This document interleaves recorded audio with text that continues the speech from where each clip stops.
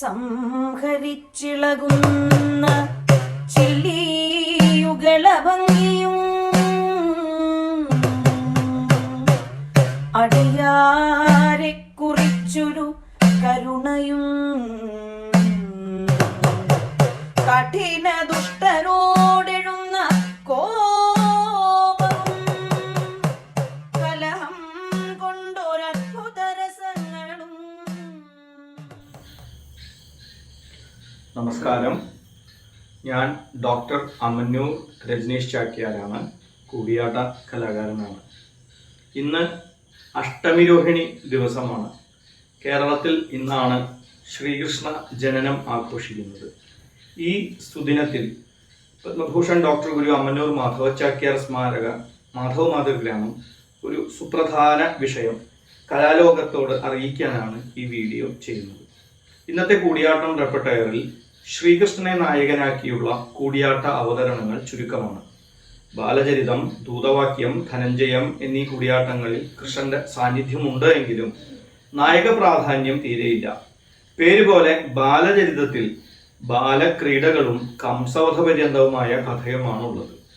ഈ പരിമിതാവസ്ഥ മനസ്സിലാക്കി ശ്രീകൃഷ്ണന് നായക പ്രാധാന്യവും ശൃംഗാരസ്ഥായിയും, അതായത് നായികയോട് കൂടി നിന്നുള്ള ഒരു രംഗാവതരണം എന്നാണ് ഉദ്ദേശിച്ചത്, സന്ദർഭമായി വരുന്ന സംസ്കൃത നാടകം ലഭിക്കുമോ എന്നുള്ള അന്വേഷണം ചെന്നെത്തിയത് ഏറ്റവും അത്ഭുതാവഹമായ ഒരു കണ്ടെത്തലിലേക്കാണ് എന്നത് പ്രാധാന്യത്തോടുകൂടി പറയട്ടെ. തിരുവിതാംകൂർ കുടുംബാംഗവും സ്വാതി തിരുനാൾ മഹാരാജാവിന് മുമ്പ് ജീവിച്ചിരുന്നതുമായ ശ്രീ അശ്വതി തിരുനാൾ രാമവർമ്മ യുവരാജാവ് എന്ന പണ്ഡിതാഗ്രേസരൻ രചിച്ച രുക്മിണി പരിണയം എന്ന ഒരു നാടകം ലഭിച്ചതാണ് വഴിത്തിരിവായത്. നായകനായ ശ്രീകൃഷ്ണൻ ശൃംഗാരരസത്തിന്റെ പരമകാഷ്ഠയിൽ എത്തി നിൽക്കുന്ന സന്ദർഭമാണ് ഈ നാടകത്തിന്റെ പ്രമേയം.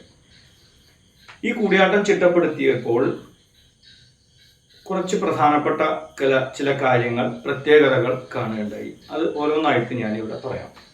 ഈ പ്രത്യേകതകൾ സൂചിപ്പിക്കാനാണ് പ്രധാനമായിട്ടും ഈ വീഡിയോയിൽ കൂടി ഉദ്ദേശിച്ചിരിക്കുന്നത്. ഒന്നാമത്തെ, 5 അംഗങ്ങളുള്ള ഒരു നാടകമാണ് ഈ രുക്മിണി പരിണയം എന്ന നാടകം. 2, എല്ലാ സംസ്കൃത നാടകങ്ങളും കൂടിയാട്ടത്തിൽ അഭിനയിക്കുവാൻ യോജിച്ചതായിക്കൊള്ളണമെന്നില്ല. എന്നാൽ ഈ നാടകത്തിലെ എല്ലാ അംഗങ്ങളും വൃത്തിയായി അഭിനയിക്കുവാൻ സാധിക്കുന്ന തരത്തിലാണ് രചന.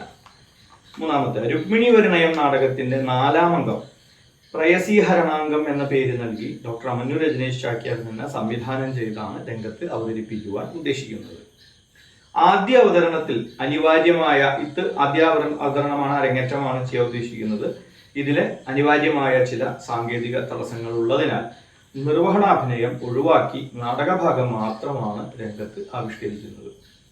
മറ്റൊരു വിസ്മയാവഹമായ സൂചന, ഒരു പക്ഷേ ഇത് ഏറ്റവും മോസ്റ്റ് സിഗ്നിഫിക്കന്റ് ആയി കണക്കാക്കാവുന്നതാണ്. നാടകക്കാരൻ ശ്രീകൃഷ്ണന് നർമ്മസജീവനായി വിദൂഷകനെ കൂടി ഉൾപ്പെടുത്തിയിട്ടുണ്ട് എന്നുള്ളതാണ്. നമുക്കറിയാവുന്ന കൂടിയാട്ട ചരിത്രത്തിൽ വിദൂഷക സഹിതനായ ശ്രീകൃഷ്ണൻ ഇതം പ്രഥമമായാണ് രംഗത്ത് വരുന്നത്. മൺമറഞ്ഞ നമ്മുടെ ആചാര്യന്മാരാകട്ടെ, ജീവിച്ചിരിക്കുന്ന ഗുരുക്കന്മാരാകട്ടെ, മുതിർന്ന കലാകാരന്മാരാകട്ടെ, ഇതുവരെ ഇത്തരമൊരു സന്ദർഭമുള്ള കൂടിയാട്ടം രംഗത്ത് ആവിഷ്കരിച്ചിട്ടില്ല എന്ന് എനിക്ക് തോന്നുന്നു. ആയതിനാൽ ഈ റെപ്പർട്ടയർ കൂടിയാട്ട ലോകത്ത് എണ്ണപ്പെട്ട അവതരണമായി കണക്കാക്കേണ്ടതാണ്. 5, ഒരു കൂടിയാട്ടത്തെ അതിൻ്റെ സങ്കേതങ്ങളിൽ ന്യൂനത വരുത്താതെ കൃത്യമായി ഓരോന്നോരോന്നായി ചേർത്ത് ചതുരഭിനയങ്ങളെ ഔചിത്യപൂർവം പോഷിപ്പിച്ചുകൊണ്ട് അവതരിപ്പിക്കുക എന്നത് ദുഷ്കരവും വളരെ പ്രാഗൽഭ്യമടങ്ങുന്നതുമായ ചുമതലയാണ്. ഇനി നാടകത്തിൽ വിദൂഷകൻ എന്ന കഥാപാത്രം ഉൾക്കൊണ്ടിട്ടുണ്ടെങ്കിലോ ഈ ചുമതലയുടെ കാഠിന്യം വളരെ വലുതുമാണ്. കവിതാഗുണങ്ങളും സാഹിത്യഭംഗിയും അർത്ഥാലങ്കാരവും കൃത്യമായി പ്രകാശിക്കുന്ന ഭാഷാശ്ലോകങ്ങൾ രചിച്ച് തന്മയത്വത്തോടുകൂടി അവതരിപ്പിക്കേണ്ടത് വിദൂഷക ധർമ്മമാണ്. ഈ അംഗത്തിലെ വിദൂഷകന് വേണ്ട എല്ലാ ശ്ലോകങ്ങളും, അരങ്ങതളി ശ്ലോകം ഉൾപ്പെടെ സന്ദർഭോചിതമായി എഴുതി അവതരണയോഗ്യമാക്കിയത് സംസ്കൃത അധ്യാപികയും കൂടിയാട്ട പ്രയോക്താവുമായ ഡോക്ടർ ഭദ്ര PKM ആണ്. 6, രുക്മിണി എന്ന കഥാപാത്രത്തെയും ശ്രീകൃഷ്ണന്റെ നർമ്മസജീവനായ കപിഞ്ചലൻ എന്ന വിദൂഷകനെയും കൂടിയാട്ടത്തിന്റെ രംഗവേദിയിൽ ആദ്യമായി അവതരിപ്പിക്കപ്പെടുന്നു. ഈ കൂടിയാട്ടത്തിന് വേണ്ട വാദ്യസമന്വയത്തിനുള്ള രംഗസംവിധാനം നിർവഹിച്ചിരിക്കുന്നത് ശ്രീ കലാമണ്ഡലം രവികുമാറാണ്. ഇന്നത്തെ അമ്മന്നൂർ ചാക്യാര തലമുറയുടെ 5 പരമ്പര മുമ്പ് ജീവിച്ചിരുന്ന അമ്മന്നൂർ ചെറിയ പരമേശ്വര ചാക്യാർ, അദ്ദേഹത്തിന്റെ ഒരു പ്രത്യേകത, ശംഖുമുഖത്തെ കൊട്ടാരത്തിൽ വെച്ച് ബ്രിട്ടീഷ് പൗരനെ അഭിനയം കൊണ്ട് മോഹാലസ്യപ്പെടുത്തിയ അഭിനയ വൈഭവമുള്ള ചാക്യാരാണ് അദ്ദേഹം തിരുവിതാംകൂർ രാജാക്കന്മാരുടെ വിദ്വത് സദസ്സിലെ ഒരു അംഗമായിരുന്നു. ഈ തലമുറയിൽപ്പെട്ട ഇന്നത്തെ കലാകാരനായ എനിക്ക് ആ രാജപരമ്പരയിൽപ്പെട്ട യുവരാജാവ് രചിച്ച ഈ നാടകരത്നം ചിട്ടപ്പെടുത്തി കൂടിയാട്ട രൂപത്തിൽ അവതരിപ്പിക്കാനുള്ള ശ്രമിച്ചിട്ടുണ്ട്. അത് അവതരിപ്പിക്കാൻ ഏറ്റവും അടുത്ത് തന്നെ അത് അവതരിപ്പിക്കാൻ പോവാണ്.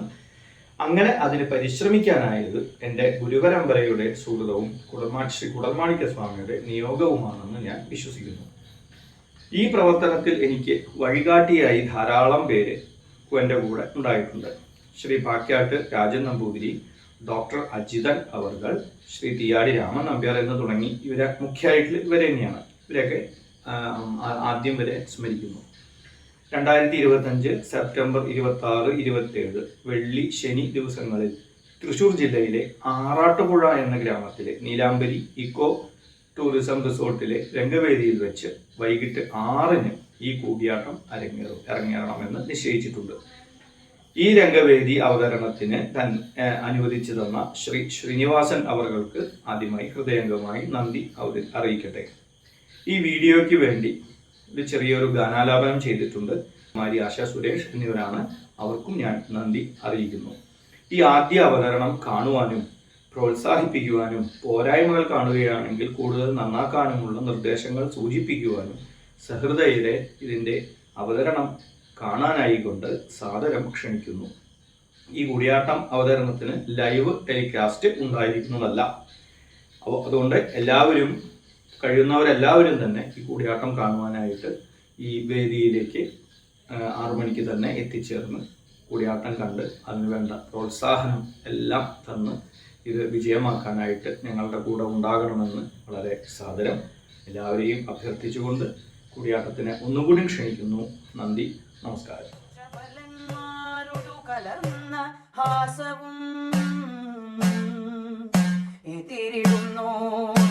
ഭയങ്കരത്വവും പലതുമിങ്ങനെ നവനവരസമിടയിട